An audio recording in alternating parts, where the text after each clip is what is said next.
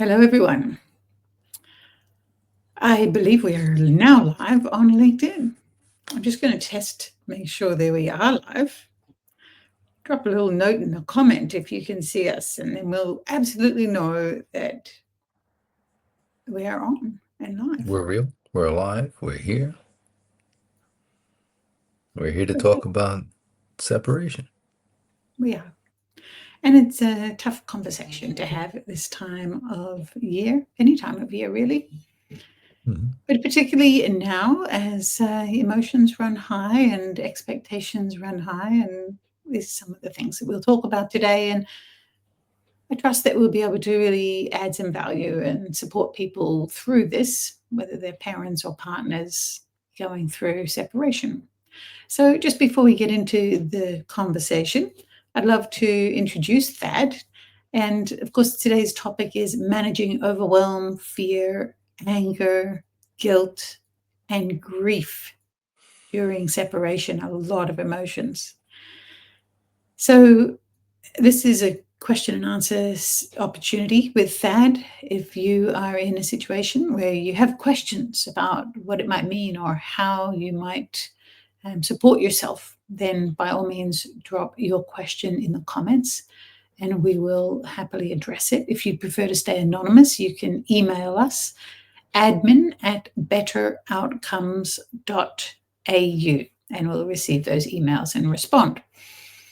So, Thad, just by way of a short introduction for those who are meeting you for the first time, you are a Mm. DCA certified alternative dispute resolution practitioner. That's ADR. You're a divorce coach and family dispute resolution practitioner, which is FDRP. You're also AMDRAS and conflict coach certified, and you're a shamanic breathwork practitioner and healer. Yeah.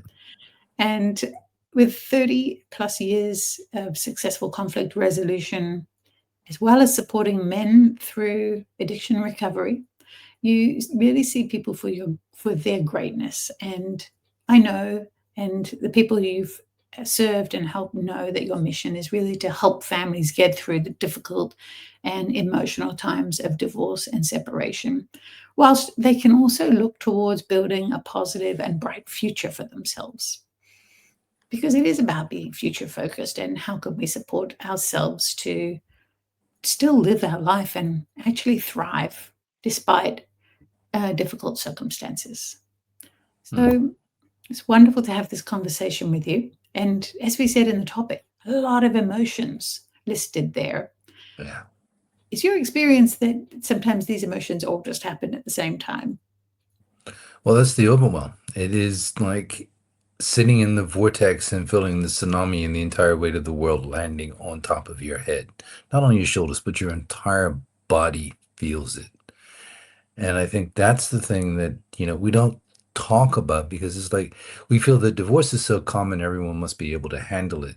But we don't handle it well. It is an emotional time. It is a tough time. It is hard decisions have to be made. And when you're sitting in it, the brain shuts down, the body doesn't feel good, nothing's working. You feel guilt, grief, anger all at the same time and feeling overwhelmed. Mm. It's a lot, isn't it? Yeah, it is an enormous amount that I think even people who've been through their second, and sometimes I meet them as a third divorce, are still feeling the weight of making a decision that is have I done the right thing? Here I am again. I'm repeating it. Is there a pattern here? Am I a bad person because I just can't find the one? Yeah. Yeah. It's such a human condition, isn't it? We love to beat ourselves up. Absolutely. I think that, we have that inner critic, it's the judge that sits there with, and you can imagine in dark robes and a gavel that says, "You're not worthy, you don't deserve, you shouldn't have, you don't belong." And it's all these shoulds that we tell ourselves, none of which are real or true, but we hear them and they are reinforced in our belief. And so we start to actually feel like we're living this because we're not worthy. And that's not true. We are worthy. We are worth everything that is of joy and worth in the world. And that just because we're imperfect and everyone is, doesn't mean we're not worthy. We are worthy. And in our imperfection exists that kernel of light that brings hope. And that's the future. Mm. Wow. In our imperfection is a kernel of light that brings hope, Mm, and that's the future. yeah. So it's like you're sharing that actually we're meant to be imperfect, that we don't need to strive for perfection because perhaps that doesn't exist. Well, perfection is an ideal, is something that I think is like having a goal. It's not about having perfection because perfection will never be achieved. It's like folding a piece of paper in half and half and half and half. You'll never get that precision exactly. We'll never achieve perfection because it's an ideal, but it is something that gives us something to strive for as a goal. But understand that we're human, we fail, we slip, and it's in our mistakes we find, the joy. It's in being totally human do we actually embrace life? Because if we were perfect in everything, and I remember having this conversation years ago, wouldn't you like to be perfect and never make a mistake? And they said, well, how would I know what the sour and the sweet is going to be like? I mean, it's how would I know that I need sugar to lemonade? How would I know that anything in my life is going to be balanced if everything is perfect? So when we let go of that absolute perfection that is in ourselves, and just realize it's just an ideal. It's not something that we have to live and breathe, but it's something that we just put out there as a vision. But if we allow ourselves to stumble, and as I was told by wise men many years ago, it's not how we fall, it's how we bounce. I love Mm. that one because it's like we're resilient as human beings. And we can come back. We can go forward. We can embrace that which brings joy because that is where the humanity, the being human exists, is that we have all these emotions. We have sadness, we have grief, we have overwhelming loss, but know that this will pass. Mm. There's a lot there in what you shared. And I think Yeah. just to go back on the resilience piece, Mm, sometimes we think of resilience as just grit, just getting through, just doing the thing, just sucking it up and getting on with it. And yet, what I heard you share is that resilience is really more about having compassion for yourself and knowing that there is no such thing as perfection and we don't always have to get it right. And what is right anyway? What if there was no right and wrong? Because what you shared is that we need that contrast. We need mm, to know that we need to have experienced what doesn't feel good, or we need to have experienced something that has led us to an emotion. It may be shame or any other emotion. yeah, And with that experience, we grow and we know what we want instead. That contrast is so important. I agree. It's only being able to experience those darkest nights of my soul to know that I went into the depths of pain was I able to come through. And we've talked this before, but it's like imagine, that caterpillar turning into a butterfly. The caterpillar's body is dissolved inside the cocoon. It's an immense pain. And think of any metamorphosis that we go through, that we have all experienced a change in life, a metamorphosis that happens, that there was pain, there was sorrow, there was grief, there was loss, it was overwhelming. And if we acknowledge that we'll go through that, and it's not a shame to ask for help. No one should be afraid to say, I don't want to do this alone. So get the support. And that's what a big piece is that we think we need to suck it up. We mistake it's getting back to your question on resilience. We mistake resilience as I need to stand firm. No, I don't need to have any help. I don't need this because I can do this on my own. And the reality is that the reason why we're biologically designed as social animals is that we need people. We need support. We need to know that we are loved and cared for and buoyed, and that people love that. And by having community around us, we grow. We have joy. And it's that old saying that whether it's Scandinavian or it's Native American. I'm not sure where it comes from, but it's that saying that, a joy shared is doubled, a sorrow shared is halved. And I love that. In that Mm. when I share my pain with another person, the burden is halved. When I shared my joy, it's exponential, actually. I think it's bigger than double because Mm. it's infectious. And this is really the human connection that is so important in survival. And once we can connect with other humans, and they don't have to be friends, they could be someone in a support role, it could be a coach, it could Hmm. be a stranger who perhaps you connect with them by doing something for them. Um, just knowing that human to human, we can connect and see each other for who we are and what we're experiencing and be with each other in that moment is so Yeah. powerful. And I think that's a lot of what you bring as a coach. And yes, you're a divorce coach. We've talked on a previous episode that's on the Better Outcomes LinkedIn page about what divorce coaching is. And for anybody watching this now or on replay, if you're interested to know what does a divorce coach do and how do you work with them and who do they work with and how do they support you with a network of other support, all of that is available on the Better Outcomes LinkedIn page. So feel free to go back and watch that. And I just wanted to mention there with you, Thad, is that this human connection, it's the things that you help people with practical tips and connections to other people.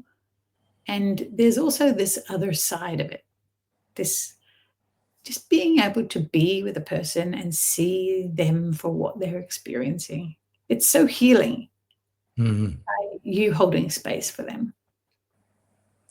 That's why I do this work and why I've done it for over 30 years is I consider it sacred work. I consider it a blessing. I consider it, that it's a gift I get to share is just to hold space, allow someone as big a space as they need to share. And I assure clients and I assure friends and I assure people when I do this with them that don't feel that you're overburdening me because there's lots of capacity. I can carry it, share it with me. Allow the tears, the sorrow, the anger, the frustration, the misunderstanding that is all carried on you. That it's not a burden that you need to carry alone, but a burden you can let go of. And I think it's in the letting go that people can find that peace that we also desperately want when we're going through a separation. That it's Mm. like, it just, making the decision, it's scary. You stand on the edge of a precipice and say, do I jump? Am I going to free fall? Am I ever going to hit a bottom? Is it now make the decision, or it's now been decided and it's on me? Where do I live tomorrow? What do I have? And it's like, hang on, none of this is an immediate decision. None of this needs to be done now. Let's take the information and let's start making a plan. And that's when we start to mitigate the overwhelm. We start to bring that back and say, we can take small bites of this. This doesn't have to be swallowed all at one time. This isn't something that's going to happen tomorrow morning. You wake up and magically it's imposed on you and your life is forever this. It will change. And it's like repatterning yourself and it's bringing in the ways of managing grief. There's so much here that I could talk about the techniques that we use as coaches to help people manage the process, starting with the emotional turmoil, the overwhelm, what to do with the fear, how anger, where it comes from, what it is a mask for, suffering with the guilt, like trying to explain to the kids that, as parents, we're actually now going to have separate houses. How are we going to do this? I feel guilty of that, I'm trying to manage the money or I'm not managing the money or whatever it's, and the loss of the dream. That's where the beginning of the grief starts. It's like no one started the marriage saying, okay, let's end this tomorrow. It's, whether it's 3 years, 5 years, 20 years, 40 years, there's a lot of angst that happens and a lot of fear, anger, and it's all so big. that it just feels too heavy to carry. But that's where it's great to be able to share that and to be able to talk to somebody like a coach or a friend that you know can walk through with you through this and help you get to the other side. And, as we talked before in the previous episodes about what we do as a divorce coach, but I really think the managing of that, and I love the word tsunami, that's what it feels like when it just hits you. Like the realization, this is really happening. What do I do now? And, you know, it's starting to look at where the beginnings are and how to, as someone said last week, if you name it, you can tame it.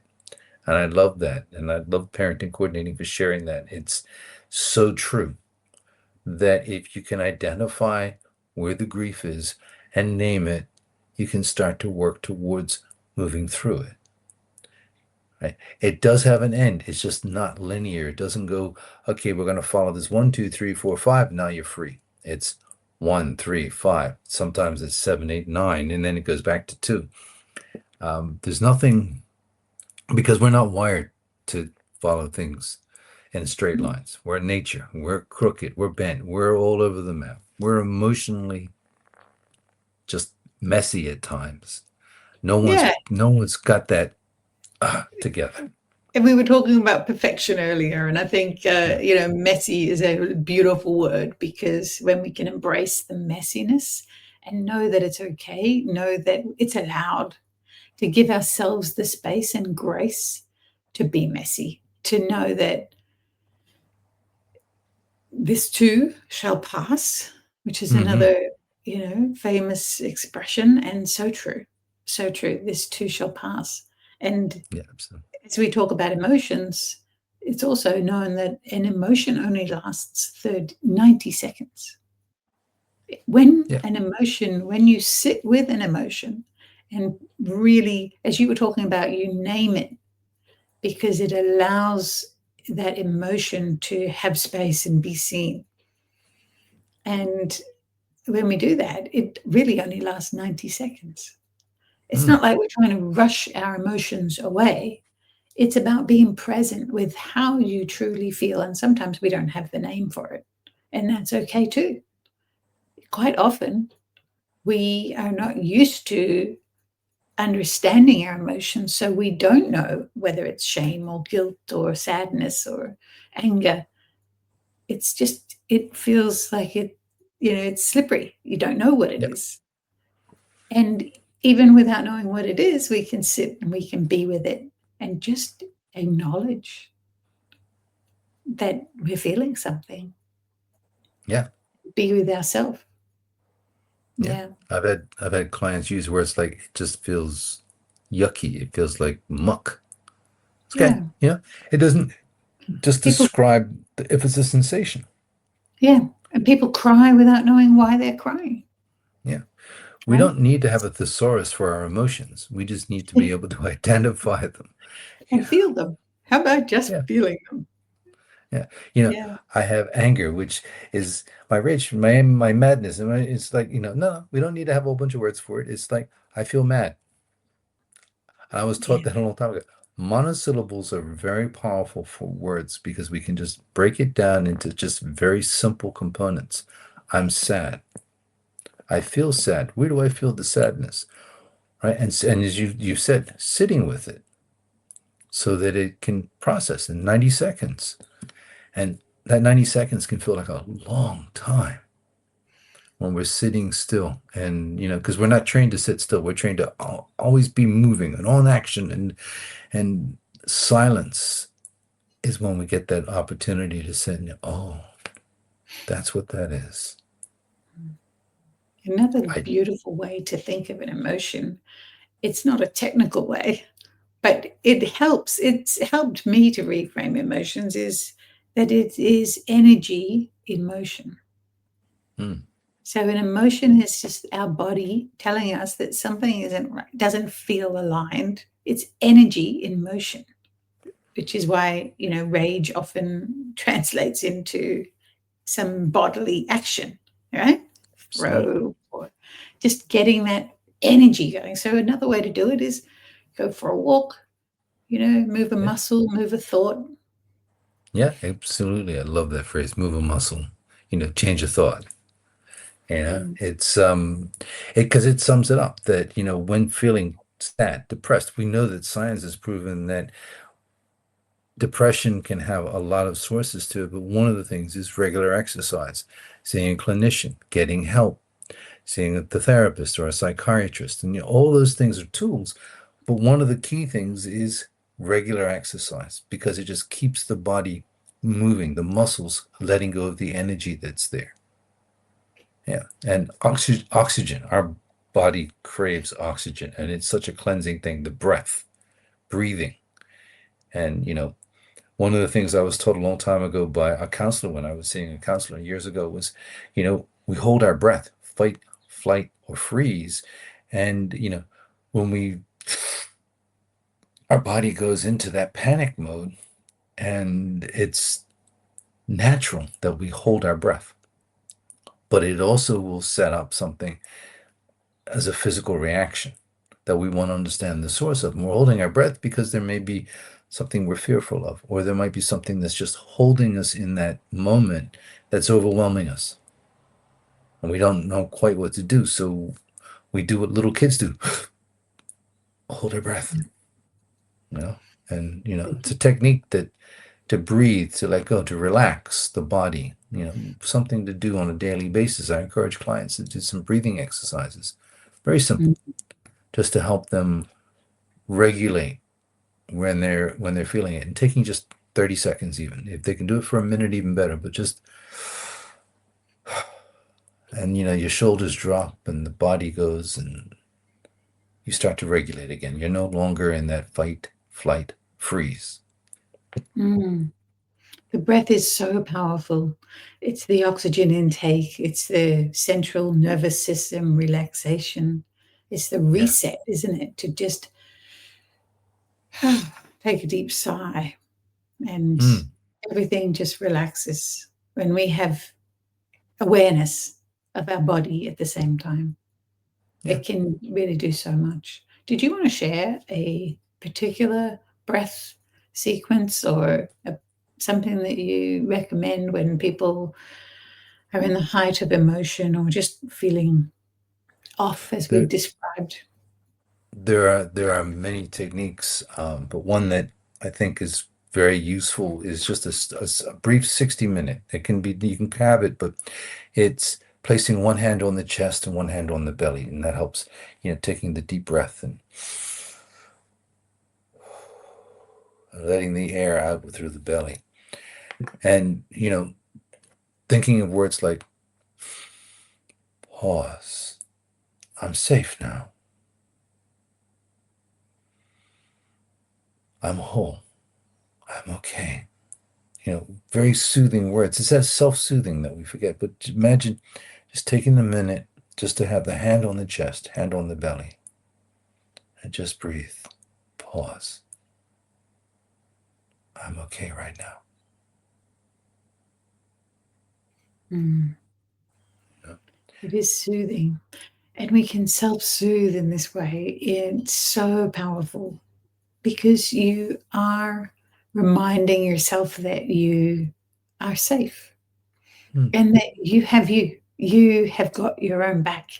Whatever situation you find yourself in that might feel unmanageable, you can Yeah. trust yourself Hmm. to get through it and take the next step towards a better future. Absolutely. There's always hope. It's There's always hope, and that's that kernel of light that I referred to. That's where the hope is. That's the future. It's in those darkest moments, remember that a light shines, right? And darkness can't survive in the light, it dissipates. And allowing that light to come from within and knowing that what's feeling overwhelming, what's causing the darkness, what's causing you to feel that you just can't cope is that panic. Taking a breath, pausing. I'm safe right now. And then it starts to appear, what do I do? Well, maybe I can pick up the phone and call for someone I can talk to, I can trust, someone to check in with, someone to ask for advice that will be able to steer you. Like, you know, I've got to drop the kids off tomorrow, and I'm not sure what's going to happen with that because it didn't go well the last time, right? And, talking that through with someone who's a trusted advisor can have profound results because you can start to regulate and not live with the fear of repeating something which will probably may never occur again, but we think it will. We start to obsess on it. And it's when we let go of that obsession and we start to pull back, the overwhelm dissipates a little more. Fear Mm, is not dictating our choices. mm, And that's what happens is we do have choices. But when we make them fearfully, we never make the better ones, the ones that will lead us to a better outcome. mm. So I'm hearing there's some, just as a way of wrapping this up, and just to recap, there's a number of techniques that you can use, many more than we've mentioned today, Yeah. that you can use to reset your nervous system, to feel safe within yourself, to trust yourself, to make good decisions, decisions based on what's right for you, not the fear of something that may or may not happen. Understanding that emotions are so natural, Hmm. they're part of the human condition. They aren't facts, they don't mean anything about who you are. And that when we can sit with emotions and acknowledge that we feel it, Hmm. then we're already a lot further ahead and healing. It's not about pushing the emotions away. It's really you're healing through it. And that makes you stronger, more resilient. Yeah. Yep. And I love that. Feelings aren't facts. And as a wise man once told me, feelings aren't going to kill me. And it was working with men in particular that we thought that if we had a feeling, we'd die. And the reality is that it's just a feeling. That's all it is. It's not a decision. Yeah. Yeah. It doesn't define who I am. And I think that's really important. Thank you for pointing that out. Mm, thank Yeah. you. And I think that connects so well with the breath, the conversation we had around breath, because the breath helps us get back into our body. And when you say feelings aren't going to kill me, and then you breathe, it becomes true. Yeah. And if it isn't yet true, do it again until it is true. Yeah. Now And, we're coming to the end of this conversation. However, you are available for people to continue this conversation for themselves. absolutely. Help people just, we've talked about how you help them on an emotional level. Um, just briefly share how also you can help them on a practical level if they're thinking Right. about separating, already separated, or have separated and divorced, but still struggling with that decision. And I can do that certainly as an FDRP, Family Dispute Resolution Practitioner. I'm a certified mediator, so it's helping them work through the legal process of the separation under the Family Law Act. So there's some technicalities, and I can say, let's bring a family lawyer in for details, but knowing how the process works, what to expect in mediation, has been a boon to clients when I'm working with them to help them because most people have heard of mediation. If they've heard of it, they're not sure what it is. They think it's a legal thing. And it's like it's a facilitated negotiation. And me being able to help a client work that and then the other side, setting goals, helping them plan, thinking future, thinking, you know, let's think what are we going to do tomorrow when we wake up? Let's think about next week. We're not going to worry about next year or 5 years from now because who knows what 5 years looks like. Think back what 5 years was it like. Think back a year ago where you were doing it, but we can do the next 7 days. So let's put a simple plan in and let's do some steps. And I love this. Having a nutritionist in my field that I can refer to can also help people regulate intake of food and sugars and carbs and what's going to be healthy and unhealthy. So that's important that the whole thing works in that. And then communicating with the kids, communicating with the spouse, communicating with your partner. How are you going to do that? What language was that? What's the safe way to do that? How do you feel safe doing that? What's some of the words that you could use that aren't going to be inflammatory? So there's all of that. And then, finally, some self-care techniques that we were just talking about. Those are some of the things that I help people work with, identify with, and process through to get to the other side. Thank you, Dad. And people will find your contact details somewhere on this page, on your LinkedIn page. They can connect with you, particularly at this time of year. I think people. It's a tough emotional time of year for people who are not in the family that they may have last year been in or previous years and wish things were different. So it's an invitation that they can reach out to you even over the holidays, yeah? Yes, absolutely. Just for a chat. Beautiful. Yeah. Any final words for our viewers? If you're feeling overwhelmed, if you're feeling lost, if you're feeling that the fear is just too big, reach out for help. Do not carry this alone. Know that you're not alone and know that you will be cared for. Thank you for that. Um, that sums it up beautifully. It's a lovely message. I wish everybody watching a very safe, happy, and peaceful holiday. And until next time, be good to you. Happy seasons to everybody and enjoy and be safe. Goodbye. Bye-bye.